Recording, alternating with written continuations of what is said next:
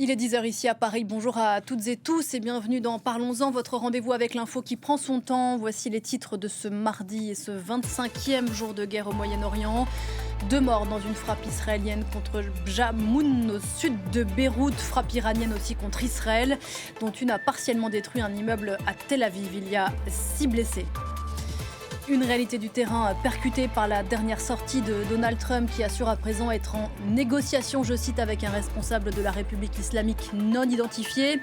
Manœuvre politique ou tournant dans la guerre? C'est la question sur laquelle on va se pencher avec mes invités ce matin. Qui est ce haut dignitaire iranien avec lequel Donald Trump serait en train de parler de ce que Téhéran d'ailleurs dément formellement, et puis parler pour dire quoi, pour obtenir quoi après 25 jours d'opération américano-israélienne contre la République islamique? Question posée à Bertrand Besancenot, Azad Ekian et Sepideh Farsi. Bonjour à tous les trois. Merci d'être là, on a beaucoup de choses à se dire, c'est Parlons-en et c'est parti.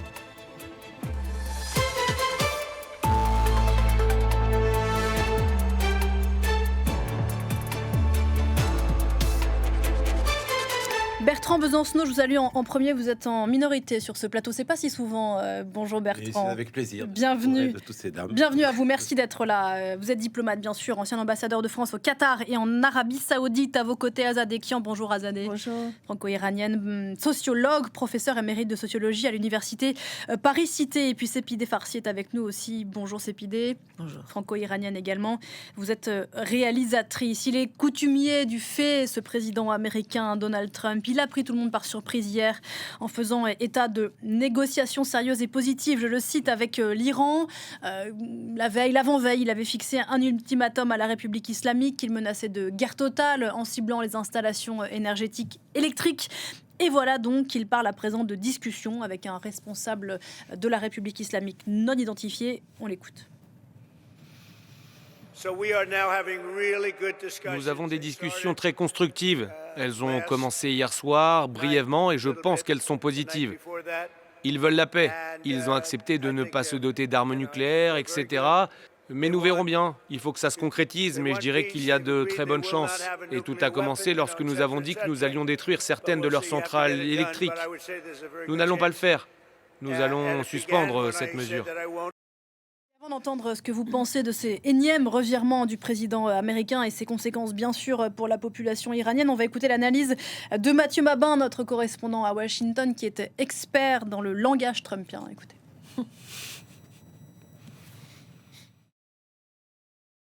Attention à ne pas tirer trop vite de conclusions des déclarations de Donald Trump. Le président américain a bien annoncé une interruption de certaines frappes pendant 5 jours, parlé de discussions qu'il qualifie de très bonnes et très productives, je cite, mais il n'a jamais parlé de cessez-le-feu. N'oublions pas que Donald Trump a inventé son propre langage diplomatique. Décrypter ses déclarations avec les dictionnaires d'autrefois est donc le meilleur moyen de se tromper. Il s'agit pour le moment simplement d'une suspension limitée de certaines frappes selon le Pentagone, notamment contre des infrastructures énergétiques iraniennes. Autrement dit, l'outil militaire reste entièrement sur la table, même si certains voient dans l'initiative de Donald Trump effectivement la recherche d'une porte de sortie, après que 2 missiles, c'est vrai, 2 missiles balistiques iraniens ont été lancés vers la base militaire américano-britannique de Diego Garcia. Mais Donald Trump l'a dit lui-même, je cite, « Si les discussions échouent, nous pouvons reprendre les frappes très vite. La grande question reste donc de savoir avec qui Washington peut bien discuter réellement. Marco Rubio explique que les États-Unis restent ouverts à des contacts indirects avec Téhéran, sans plus de détails, mais les autorités iraniennes affirment, elles, publiquement, qu'il n'y a aucune négociation en cours avec Washington. Cette pause ressemble donc davantage à une énième manœuvre qu'à une véritable désescalade. Énième manœuvre, la presse américaine parle, elle, d'éventuelles discussions sous médiation pakistanaise, entre autres choses, et la réponse iranienne, c'est le démenti et des frappes de missiles, notamment vers Israël ce matin. On a vu les images de Tel Aviv et cet immeuble qui a été endommagé, faisant 6 blessés.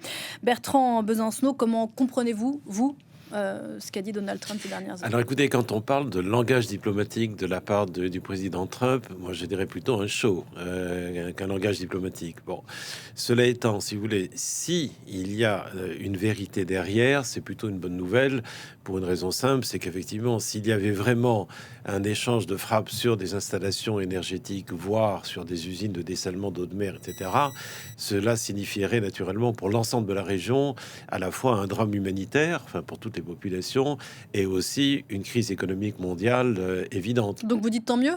Alors, je dis tant mieux si c'est vrai. Bon, Est-ce que ça peut ne pas être vrai ? Alors oui, absolument. C'est-à-dire qu'effectivement, on a l'habitude avec le président Trump, c'est un personnage qui est roué et à sa façon extrémiste, et ses partenaires, si je peux dire, ou le protagoniste iranien l'est tout autant de l'autre côté. Bon, donc si vous voulez, du côté américain, ce que je crois, c'est qu'effectivement, il y a quand même une certaine pression des milieux d'affaires américains qui s'inquiètent quand même de la durée de...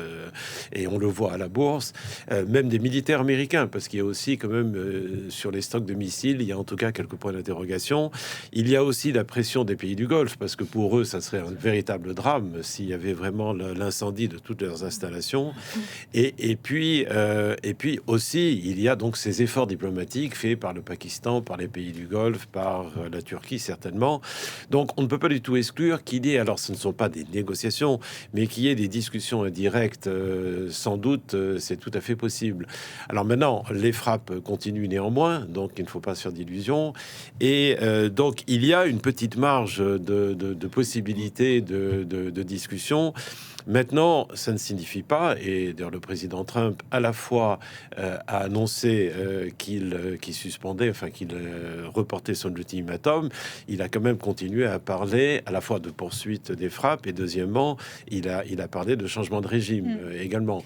On va y revenir, bien sûr. Voilà. Et quant à la partie iranienne, ben, elle dément. Alors pourquoi est-ce qu'elle dément ? Elle dément certainement, enfin, mais d'autres sont mieux placés que moi pour le dire, mais je pense qu'elle dément parce qu'ils veulent montrer qu'ils ont à la fois toujours une politique de guerre d'usure, si je puis dire, enfin, et qu'ils ont toujours des moyens, une capacité de nuisance, que ce soit les drones, que ce soit le terrorisme, que ce soit les outils, ils ont encore une capacité. Bon, cela étant, je pense qu'ils veulent avant tout préserver le régime, et ils peuvent toujours espérer une levée des sanctions. Le problème, c'est que les positions de départ des uns des autres sont très très éloignées. Azadekian, est-ce que vous partagez l'analyse de Bertrand Besancenot, en somme, de dire là, Trump, qui s'est un peu auto-piégé dans l'ultimatum qu'il avait fixé aux gardiens, a senti quand même le moment de l'escalade et de la guerre totale venir avec cette menace réciproque de frappe sur les installations électriques notamment, mais aussi de dessalement d'eau dans les pays du Golfe, et qu'il a senti que c'était le moment de mettre un peu le holà? Et tout à fait, je suis tout à fait d'accord. Et d'un autre côté, il a essayé aussi de tenter de maîtriser en tout cas l'augmentation du prix du pétrole. Je pense que tout ce qu'il fait, c'est pas pour nous, c'est son intention, c'est plutôt, la cible principale sont des électeurs américains, et il veut dire aussi qu'il est en train d'essayer de faire quelque chose afin de désescalader. Je pense néanmoins, et on connaît, mais alors il y a deux analyses différentes qu'on peut avoir. D'une part, qu'il va effectivement continuer sur cette ligne-là jusqu'à vendredi, et puis à partir de vendredi, si les Iraniens ne donnent pas leur accord total avec tout ce qu'ils demandent, les frappes vont effectivement continuer de plus belle. Et puis sinon, il y a aussi une autre analyse qui dit Trump s'est rendu compte que cette guerre va nulle part, et donc il faut absolument chercher une issue de sortie, et donc c'est le moment pour les Iraniens de dire d'accord, on va négocier réellement, sérieusement, mais cette fois-ci, c'est pas juste un cessez-le-feu, mais la fin de la guerre avec des conditions précises, et la première condition étant la levée des sanctions.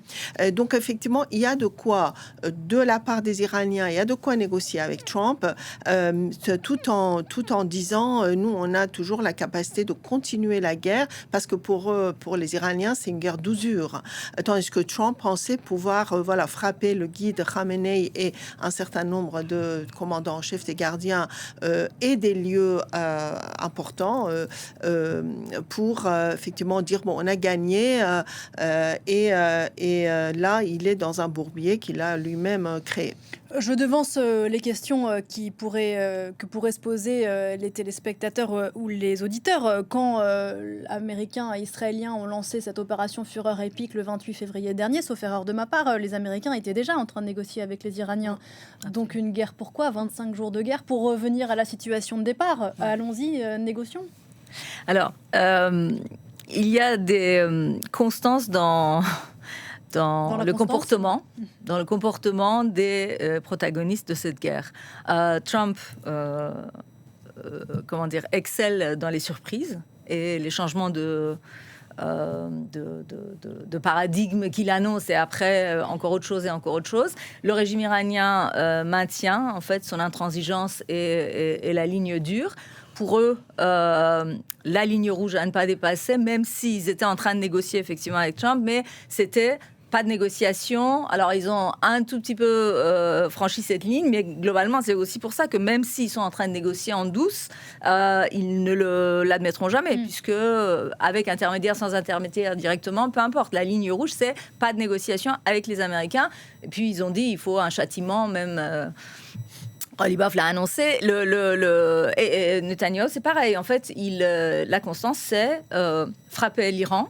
Et l'autre constance, malheureusement, c'est en dépit et vraiment contre le drame que vivent les civils. C'est-à-dire tout ce qui... Alors, installation électrique pas attaquée, certes, mais les dégâts sont énormes, que ce soit en Iran ou même au Liban. Je veux dire, les gens sont vraiment en train de mourir sous les bombes.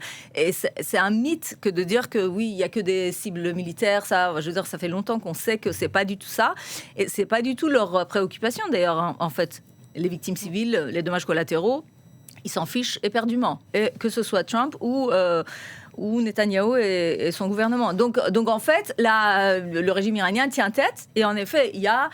on sent comme vous disiez, le bourbier dans lequel s'est mis Trump. En fait, il essaye de s'en tirer, mais ça va être difficile puisque en face, on n'a même plus réellement un guide suprême ou on a un guide fantôme et un système qui tient encore. On va y revenir bien sûr, et puis on reviendra sur ce que la population civile iranienne pourrait tirer de tout ça. Je vous voyais vouloir réagir, Bertrand Besançon. Oui, non, je voulais simplement ajouter deux choses.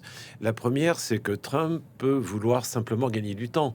On sait que ces Marines arrivent à la fin de la semaine, et donc effectivement, il a tellement parlé du détroit d'Ormuz. Alors certains disent oui, il peut y avoir un accord entre Iraniens et Américains pour un contrôle conjoint. Bon, ça. Il a dit hier, on va diriger le détroit, moi et l'ayatollah. Oui, voilà, exactement. Voilà, bon, alors ça, c'est une formule un peu bizarre, c'est le moins qu'on puisse dire. Ouais. Bon, bizarre étant un terme diplomatique. Voilà, exactement. Et donc, il peut simplement gagner du temps, le temps que les Marines arrivent, et ensuite mener l'opération telle qu'elle est prévue. C'est-à-dire l'opération telle qu'elle est prévue, prise de contrôle militaire. Oui, c'est-à-dire effectivement, enfin, en tout cas, une tentative de prise de contrôle. Je ne sais pas si ça marchera ou pas. La deuxième chose, c'est que on oublie un peu trop que Monsieur Netanyahou n'est pas content dans cette affaire-là, parce que lui, il voudrait ce qu'il appelle finir le travail, et il n'a absolument pas renoncé à l'objectif qui est de faire tomber le régime. On va l'écouter justement, le Premier ministre israélien, puisque vous en parlez.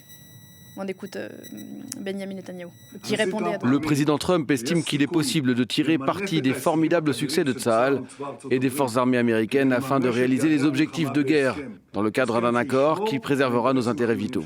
Parallèlement, nous continuerons à frapper à la fois l'Iran et le Liban. Oui, donc Benjamin Netanyahou n'est pas du tout d'accord avec une éventuelle négociation. Non. Et il ne faut pas oublier une chose, c'est que M. Netanyahou a réussi à plusieurs reprises à entraîner M. Trump dans des opérations. On l'a vu plusieurs fois au cours de ces différents événements, et donc il peut réussir une nouvelle fois, parce que lui n'a absolument pas renoncé à ses objectifs. Donc il faut avoir ça en tête. Et puis, comme ceci a été dit, le troisième élément, c'est qu'effectivement, à Téhéran, il y a quand même aussi des durs qui veulent éviter que le régime ne tombe. et qui, par définition, ont besoin d'une levée des sanctions, ce qui paraît quand même très difficile à obtenir. Donc, si vous voulez, il faut quand même reconnaître que les chances d'une négociation sont quand même limitées. Supposer qu'il y ait une négociation. Alors, justement...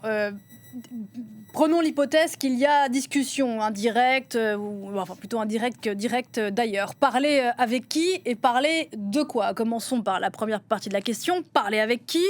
On entend beaucoup parler ces dernières heures d'un homme qui s'appelle Mohammad Ghalibaf, qui est le président du Parlement iranien, qui a eu plusieurs fonctions au sein de l'appareil. Ce n'est pas un religieux, c'est un gardien de la Révolution, qui a eu plusieurs fonctions au sein de l'appareil de la République islamique. On va découvrir son portrait en images et on en reparle juste après avec vous, Azadekian. Pur produit de la République islamique, Mohammad Bagher Ghalibaf, 64 ans, est l'actuel président du Parlement iranien.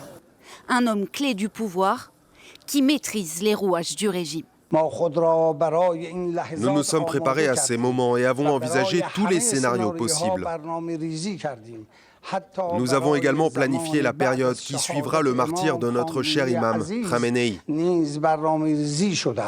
Selon certaines informations révélées notamment par le site Politico et Axios, Mohammad Ghalibaf servirait de canal indirect dans des échanges entre Washington et Téhéran. Il serait même plébiscité par Washington pour être le nouvel homme fort du régime iranien. Officiellement, Mohammad Ghalibaf réfute et dénonce des rumeurs utilisées pour rassurer les marchés.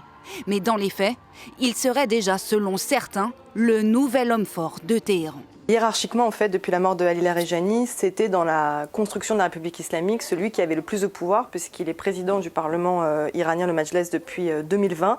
Donc, après la mort de Larijani, de facto, il est devenu celui qui dirigeait l'Iran de manière officielle. Né en 1961, il rejoint le corps des gardiens de la Révolution dès sa création, en 1980. Il a 19 ans quand il fait ses armes lors de la guerre Iran-Irak et noue des liens privilégiés avec le général Qassem Soleimani. Il prend du galon chez les gardiens de la Révolution pour en devenir progressivement l'un des dirigeants, nommé en 1998 commandant des forces aérospatiales, puis un an plus tard, commandant de la police de la République islamique d'Iran. À 4 reprises, il se présente à l'élection présidentielle iranienne et échoue à chaque fois. Il devient maire de Téhéran, poste qu'il va occuper de nombreuses années, accusé de corruption. Habitué des hautes sphères du pouvoir, il a l'oreille des puissants. Ici, en 2000, il est aux côtés du président Mohammad Khatami et plus récemment, à côté de Vladimir Poutine lors du sommet des BRICS en 2024. Mais l'image la plus spectaculaire, c'est celle de Mohammad Ghalibaf aux commandes d'un avion pour se rendre au Liban, au plus fort de la guerre contre Israël en 2024. Azadekian, est-ce qu'il est réaliste de penser que l'administration américaine, d'une façon ou d'une autre, via une médiation pakistanaise, saoudienne, turque, pourrait parler avec un homme comme Mohammad Ghalibaf ? Tout à fait possible, parce que Ghalibaf est aussi proche de Rouhani, qui est le chef de Al-Quds, l'armée extérieure des gardiens de la Révolution, et qui n'a pas été tué. Il a disparu, on ne sait pas où il est. Certains disent qu'il est emprisonné, d'autres disent qu'il est en Israël.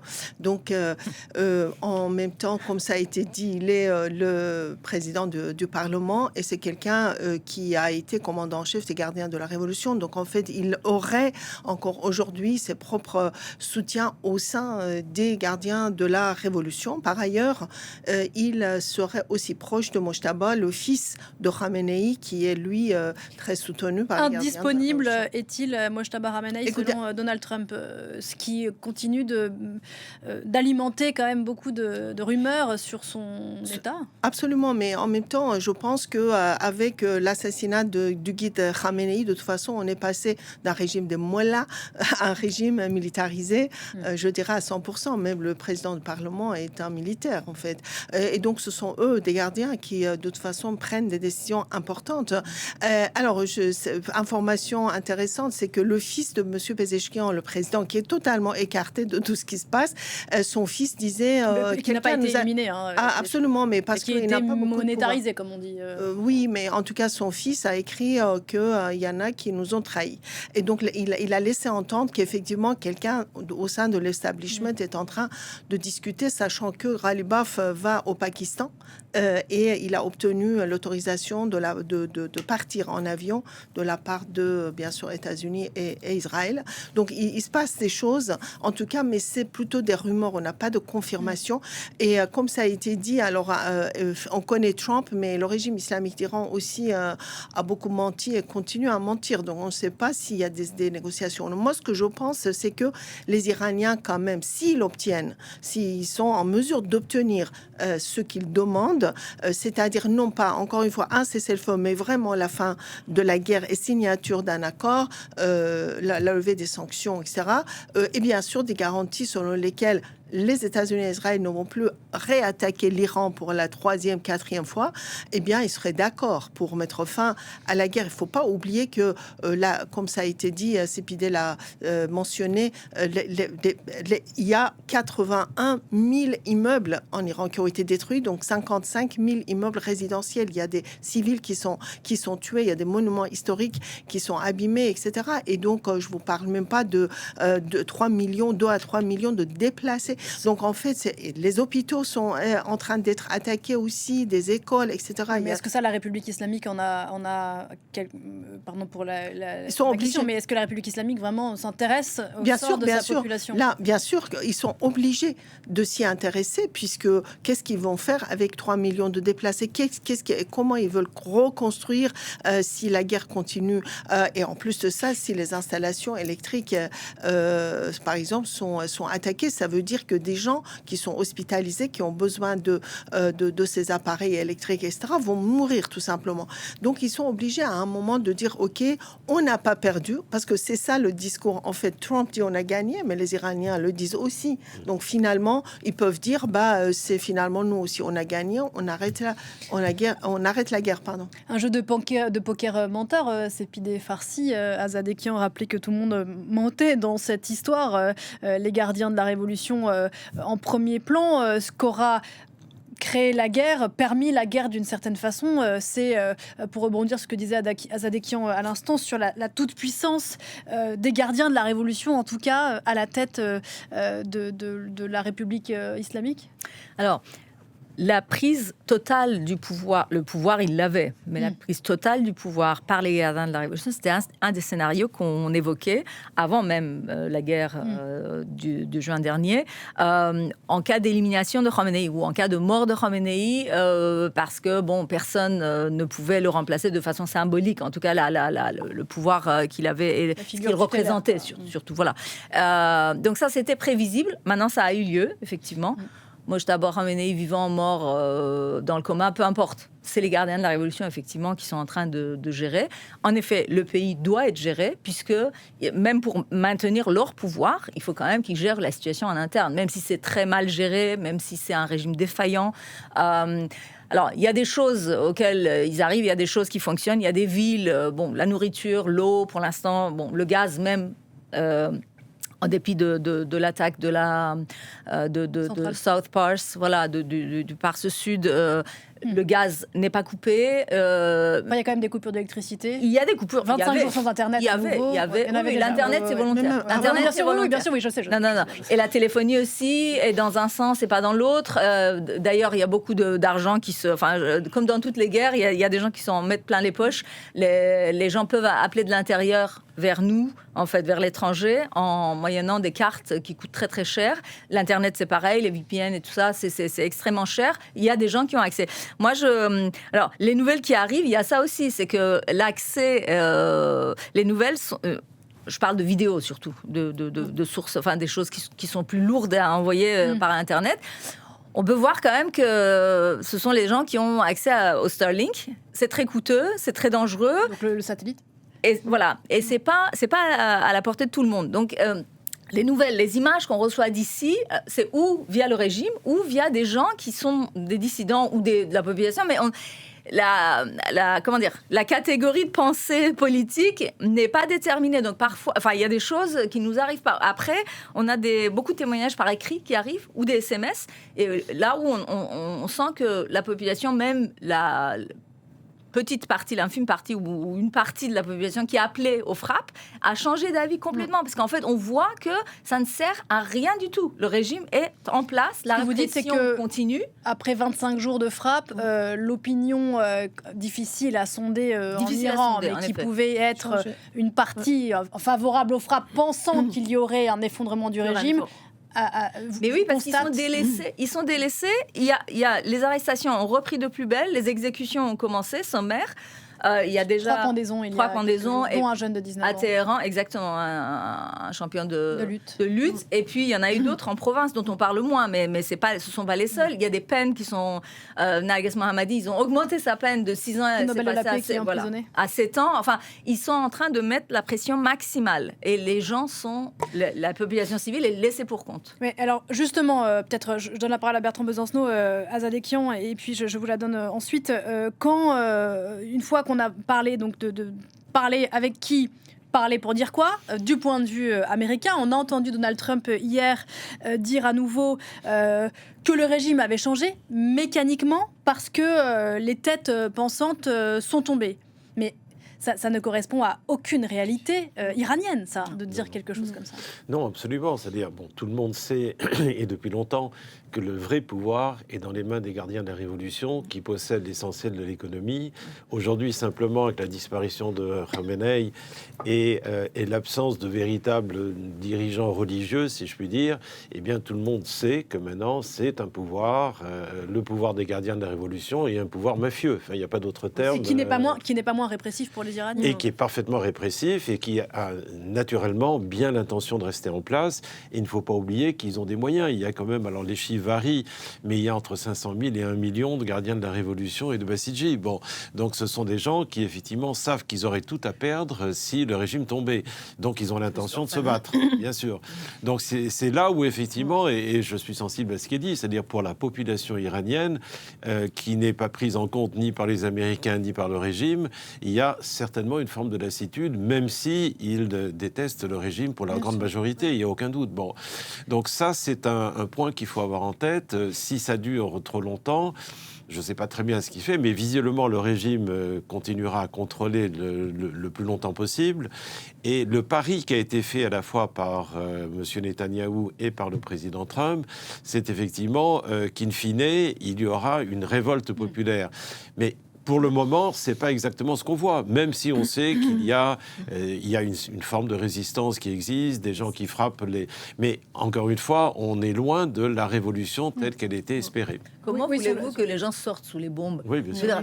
Ne serait-ce que sous les bombes, et en plus, la répression du régime est encore plus, plus forte que jamais. On entend, on lit plutôt les témoignages comme quoi il y en a à chaque coin de rue, il y a des groupes de Bassidji ou des espèces de checkpoints, quoi. Des espèces de checkpoints, les mouvements de population comme ça, les arrestations, c'est-à-dire que cette imaginer que cette campagne de frappe pourrait provoquer une nouvelle révolte, la précédente ayant été réprimée dans le sang. De la science-fiction. De la science-fiction, absolument. Et soit ils connaissent pas l'Iran et la population iranienne. En plus de ça, moi je voudrais quand même dire deux choses. Ce qu'on a constaté effectivement, c'est qu'une partie de cette population qui était contestataire ou qui ne descendait pas dans la rue pour soutenir le régime le fait actuellement. Enfin, il faut pas oublier ça, c'est-à-dire que c'est la population civile aussi qui est menacée et qui est sous les bombes.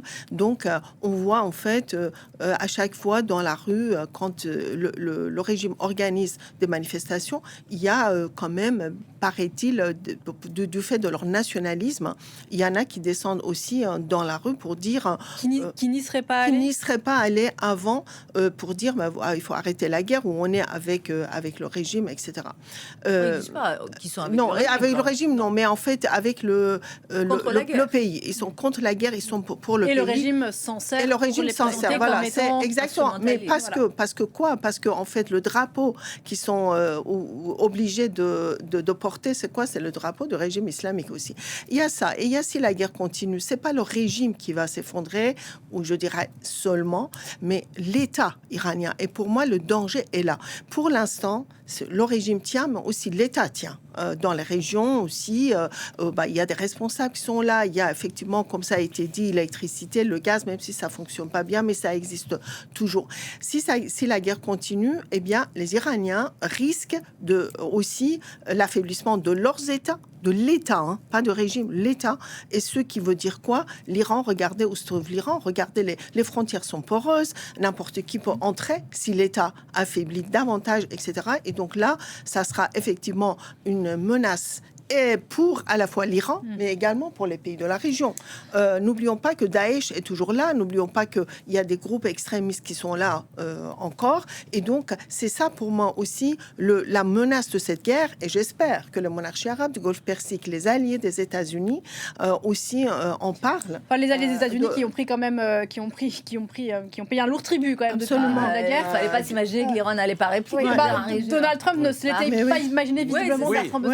Non, mais tout à fait, si vous voulez, les pays du Golfe aujourd'hui sont absolument exaspérés parce que ils ont tout fait pour essayer d'éviter le conflit parce que, encore une fois, leur priorité, c'est quand même de réussir leur vision 2030, c'est-à-dire leur grand projet économique, et que naturellement, ce n'est pas dans une région en guerre que les investisseurs vont venir. Donc ça, c'est quand même la première chose. Deuxièmement, si ça dégénère comme ça peut encore être le cas, et bien naturellement, c'est même l'existence même des économies de ces pays qui partent en fumée. Donc, on peut être sûr que, bien entendu, les pays du Golfe sont ravis de l'affaiblissement de l'influence iranienne dans la région. Ils sont ravis que l'on tape sur des installations qui peuvent les toucher, c'est-à-dire notamment les missiles. Ils ont peur, naturellement, de la menace nucléaire, tout ça, c'est vrai. Mais en même temps, ils ne veulent pas non plus se trouver devant une situation de chaos absolu dans la région. Et ils savent très bien, et ils sont conscients, que le régime, pour le moment, tient encore les rênes, et donc finalement ils sont toujours dans le fond en faveur d'une négociation. Donc je pense que s'ils ont fait pression sur le président Trump, comme d'autres, comme les Pakistanais, comme les Turcs, etc., c'est précisément parce qu'ils veulent éviter une catastrophe et qu'ils pensent que, in fine, on peut obtenir certaines choses par la négociation en position de force, mais qu'il ne faut pas aller trop loin. Et c'est pour ça qu'ils en veulent à M. Netanyahou, parce qu'ils ont parfaitement compris que le président Trump, à sa façon, est un pragmatique, ou disons qu'il a ses objectifs à lui, qui sont son ego et l'argent, plus qu'autre chose, et que, en revanche, M. Netanyahou est un fanatique, veut aller jusqu'au bout. Ouais, sachant que le prix du baril, je fais une petite parenthèse, on évoquait tout à l'heure le fait qu'il sans doute repousser les frappes dans plusieurs jours pour tenter de faire redescendre le prix du baril qui est effectivement redescendu, mais remonté quelques heures plus tard. Alors, le prix du baril et son augmentation ou sa chute profite quand même aux pays du Golfe, parce que c'est eux qui sont en train de... Mais je voulais dire... Oui, mais moitié de la production. Et aux Américains qui sont quand même les premiers. Non, mais moi, je voulais faire un autre point. C'est que ces deux, même en écartant Israël et Netanyahou, Trump, comme le régime iranien, ce ne sont pas des gens qui tiennent parole. Trump est celui qui a déchiré l'accord nucléaire. Il est sorti. Donc, rien ne dit qu'avec une nouvelle négociation, il tiendrait. Et le régime iranien, c'est pareil. En fait, ce sont comme on l'a dit au début, des menteurs. L'autre chose, c'est que Donald Trump est quelqu'un... en général, les administrations américaines, moi je le dirais même pour les démocrates, mais en particulier lui, est quelqu'un à qui c'est égal de semer le chaos dans la région. Il avait annoncé vouloir collaborer avec des groupements armés dans la région. Il avait fait un appel de pied aux Kurdes qui, heureusement, ne sont pas tombés dans le piège. Je veux dire, c'est des choses extrêmement sérieuses, graves, non seulement pour l'Iran, pour la région et pour la paix mondiale, moi, je dirais. Ça va déborder bien au-delà. Mais en fait, lui, on n'a pas l'impression qu'il s'en rend compte. Effectivement, il pense à son agenda personnel plutôt. Pour répondre à la question quoi dire, quoi négocier, j'aimerais bien qu'on rentre un peu dans le détail Azadekian, puisque pour ceux qui ont peut-être... c'est extraordinairement compliqué. Il y avait donc ces négociations à Genève entre Iraniens et Américains. Au moment où les Américains, disons, Benjamin Netanyahou a réussi à convaincre l'administration Trump d'aller taper l'Iran. À l'époque, le président Trump a dit on n'a pas obtenu ce qu'on voulait. Depuis, il y a eu 1000 déclarations contradictoires. Donc, imaginons qu'il y ait effectivement négociation indirecte sous médiation pakistanaise ou saoudienne ou turque. qu'est-ce qu'on va négocier? Alors, on va négocier sur le nucléaire, parce qu'en fait... Mais quoi sur le nucléaire? Alors, justement, il semblerait que les Iraniens avaient, à Genève, lorsqu'ils négociaient juste avant la guerre, les frappes, avaient dit, OK, on arrête l'enregistrement, on suspend l'enregistrement de l'uranium entre 3 et 5 années. Les Américains avaient dit 10 ans. Okay. Donc, les Iraniens avaient accepté néanmoins, visiblement, le principe de zéro enregistrement de l'uranium en Iran pendant quelques années.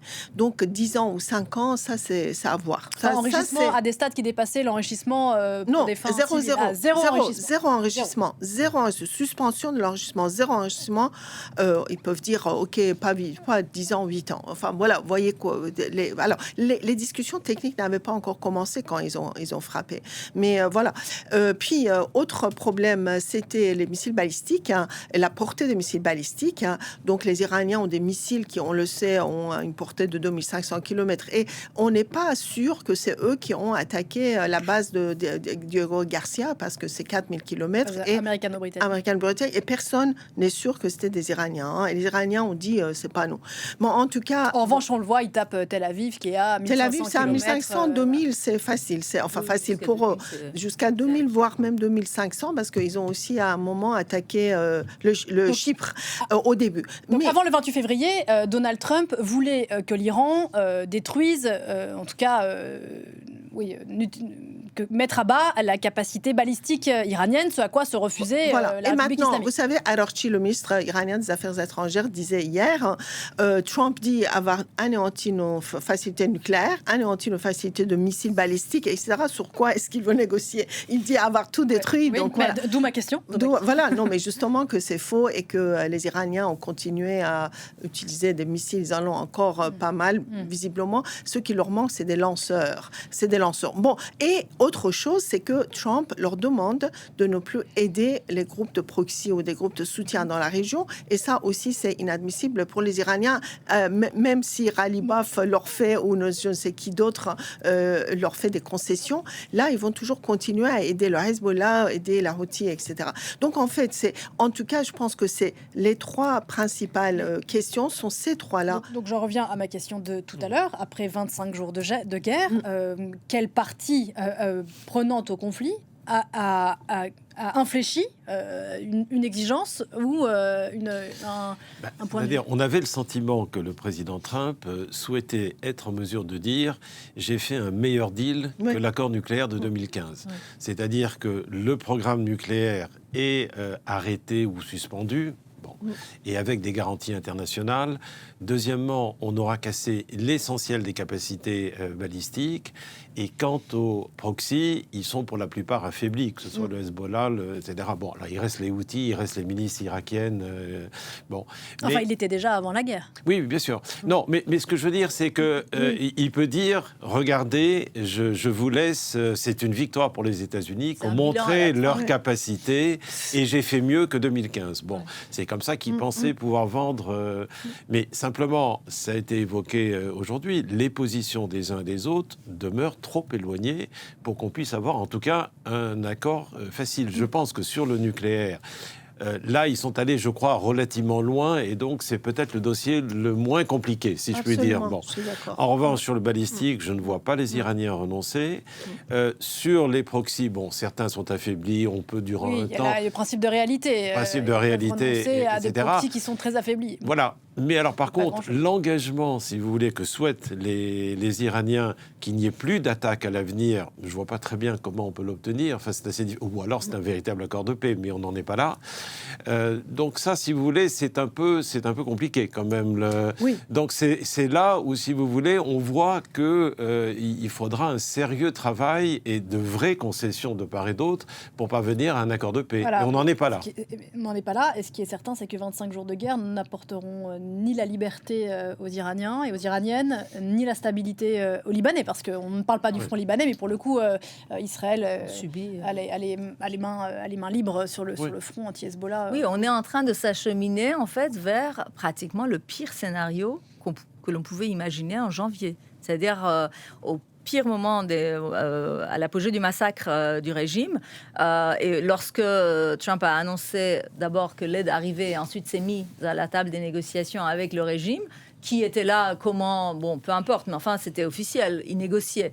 Alors que les gens à l'intérieur attendaient l'aide qui est arrivée et se sont fait massacrer, arrêter, torturer, tout. Et ça continue. Et donc, une paix, donc la guerre, destruction du pays, l'Iran, puis le Sud-Liban, bon, et ensuite faire la paix avec le restant des gardiens de la révolution qui gèrent le pays avec une répression plus sanglante encore qu'avant, c'est le pire scénario qu'on imaginait. Et la responsabilité de ça, qui est-ce qui la prend ?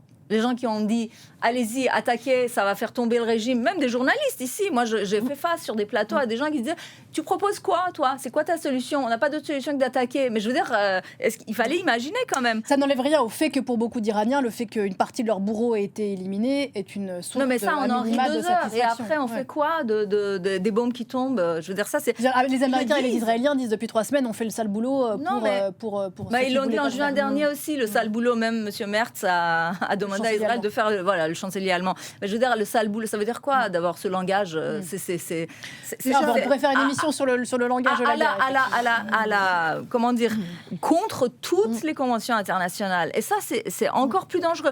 Et moi, je pense qu'il faut quand même pas éliminer, ou en tout cas garder à l'esprit l'influence chinoise dans la région et le fait que ça dérange beaucoup Donald Trump. Et que cette guerre, ça remet les cartes à plat, là, par rapport à ce facteur-là aussi, qui n'est pas négligeable. Oui, il s'est détourné de sa zone qui a été définie comme étant la zone stratégique pour la diplomatie américaine. Il n'est pas impossible que le résultat des courses soit effectivement à l'avantage de la Chine, quand on regarde un peu tout ceci, et que ça donne un peu l'image que la Chine est un pays qui reste responsable, alors qu'on a en face 3 irresponsables, que ce soit le gouvernement iranien, que ce soit Trump ou que ce soit Netanyahou. Azadeh. Oui, et aussi à la Russie, parce que comment, à juste titre, en fait, condamner les frappes, permettre à Trump, à l'échelle internationale, d'attaquer l'Iran ou n'importe quel autre pays, ou Nicaragua même, et être très critique par rapport à la Russie. Donc, est-ce que... Au Venezuela. Au Venezuela, pardon, je ne sais pas ce que j'ai dit. Nicaragua. Pardon, le Venezuela. J'espère que ça ne sera pas la prochaine cible, mais voilà, c'est Cuba. Voilà. Et d'une part, d'autre part, moi, franchement, de quel droit est-ce que Israël et les États-Unis viennent tuer les responsables iraniens? Je pense qu'ils ont tué, par exemple, aussi hier un scientifique iranien avec sa famille à Téhéran. Mais il revient aux Iraniens de les traduire devant la justice, ces gens-là. Il ne revient pas à Netanyahou de décider que tel ou tel responsable iranien doit être tué avec sa famille et ses voisins et l'ensemble de ce quartier. Et là, moi, je suis vraiment... je suis désolée, mais je suis frappée de stupeur à chaque fois que je vois que ça vous paraît même pas bizarre, ça vous paraît même pas étrange. C'est normalisé que Netanyahou décide depuis Jérusalem, il faut aller attaquer je ne sais qui et tuer je ne sais qui. Non, il revient aux Iraniens. On respecte les Iraniens. Il revient aux Iraniens, la population iranienne, un jour plus tard, oui, mais traduire ces gens-là devant la justice. La légitimité de la guerre, c'est un débat qu'on a depuis un moment, et cette guerre n'est pas la première occasion de l'avoir. On entend votre position qui fait débat. Oui, d'un mot. 2 initiatives très importantes pour la suite quand même, parce que moi j'espère... Je voudrais qu'on parle de la suite. Voilà, justement, je vous devance, pardon. Mais il y a quand même la Confédération des Républicains, les Républicains dans le sens iranien, des gens qui sont pro-république en Iran, qui s'est formé à l'intérieur du pays. Et puis il y a un congrès pour la Iranian Freedom Congress, qui va avoir lieu le 28 et 29 mars à Londres. Ce sont des initiatives qui n'ont pas encore abouti, mais qui sont vraiment intéressantes, importantes à suivre et qui sont déterminants. C'est vrai que ce sont des gens en partie à l'intérieur, en partie à l'extérieur, mais c'est comme le disait Azadeh, c'est aux Iraniens que ça revient de prendre la décision de leur futur, même si c'est un régime qui est extrêmement répressif. Il faut leur laisser les moyens de se prononcer et d'aller jusqu'au bout d'un processus qui mènera à une vraie démocratie, pas un régime fantoche. Justement, sur la suite, est-ce que cette guerre a nécessairement été inutile? Je mets beaucoup de guillemets dans cet adjectif qui n'est pas nécessairement le bon. bon, mais est-ce qu'elle n'aura servi à rien pour un futur C'est-à-dire tout dépendra de l'issue de la guerre, par définition. Ce qu'on peut dire, effectivement, personne ne pleurera la disparition de M. Khamenei, ça c'est clair. Bon, en même temps, on ne peut pas ne pas voir les victimes que sont les populations iraniennes ou libanaises. On voit aussi ce que coûte ceci, et puis les risques à la fois de crise économique mondiale, d'embrasement dans la région. Et donc, si vous voulez, le fait qu'il y ait une possibilité de négociation, et encore une fois, il faut peser ces mots, on ne peut qu'espérer que ce soit le cas. Simplement, il faut savoir qu'on a des protagonistes qui sont à la fois roués et extrémistes, qui sont les uns et les autres. Et donc, il y a un jeu de poker menteur. Et donc, on ne sait pas si cette négociation aboutira. On n'en est même pas sûr. Et même si elle dure un certain temps, ça risque de durer longtemps. Parce qu'encore une fois, les positions de départ des uns et des autres sont toujours très éloignées. Est-ce que je peux juste dire, excusez-moi, oui, je voudrais juste dire, cette guerre a montré une fois de plus que l'Europe est inexistante. Regardez ceux qui sont en train d'essayer de favoriser la négociation sont qui? L'Arabie Saoudite, la Turquie, le Pakistan. Où est l'Europe? Où est l'Europe? L'Europe a suivi Donald Trump et Israël. Je suis désolée de le dire, mais notre ministre, le ministre des Affaires étrangères français, excusez-moi, le ministre des Affaires étrangères français a même refusé de dire que la riposte des Israéliens au Liban était disproportionnée. Non, mais ils ne se sont pas engagés, en tout cas, comme le lendemain de Donald Trump, et qui leur a reproché. Par exemple, l'Espagne a une position quand même plus correcte. Absolument. De condamner. Dirigé Il fallait que toute l'Europe le fasse. Gouvernement socialiste, c'est un autre sujet dont on parlera peut-être. Merci beaucoup à tous les trois d'être venus sur ce plateau. Bertrand Besancenot, Azad Ekian et Sepideh Farsi. Une émission à revoir en replay, réécouter en podcast. On se retrouve juste après la pause.